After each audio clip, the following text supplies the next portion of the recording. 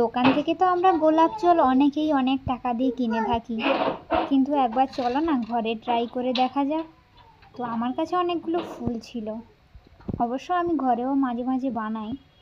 তো তার জন্য একটা বাটি বসিয়ে দিলাম, হালকা করে জল দিয়ে উষ্ণ গরম করে তার মধ্যে আমি ফুলগুলো সব একে একে করে দিয়ে দেবো। আমার কাছে অনেকগুলো ফুল ছিল, ভিডিও বানানোর জন্য নিয়েছিলাম। তো সবগুলো ফুল দিয়ে দেবো, দিয়ে দেওয়ার পরে হালকা হালকা করে নাড়তে হবে। গ্যাসের ফ্লেমটা হাইতে দেবো না, আর একদম লোয়ে দেবো না, মিডিয়াম করে রেখে দেবো। হাইতে দিলে ফুলের যে গন্ধটা সেটাই চলে যাবে।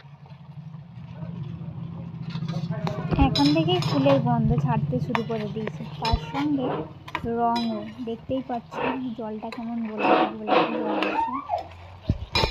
এখন দেখো অনেকটাই হয়ে গেছে আর কালারও ছেড়ে দিয়েছে। এটাকে এবারে নামিয়ে নিতেই হবে, নাহলে এর পরে নামালে আর হবে না, খুব বাজে হয়ে যাবে তখন।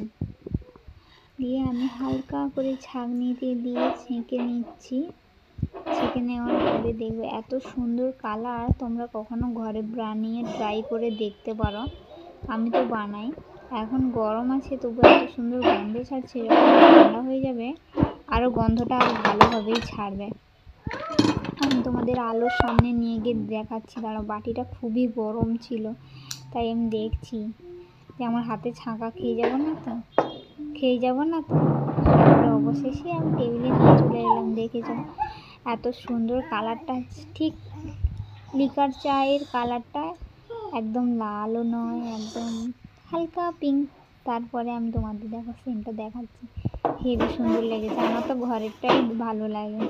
দেখেছো কালারটা আমার হেবি সুন্দর লেগেছে। আর কিছু হোক নাই হোক,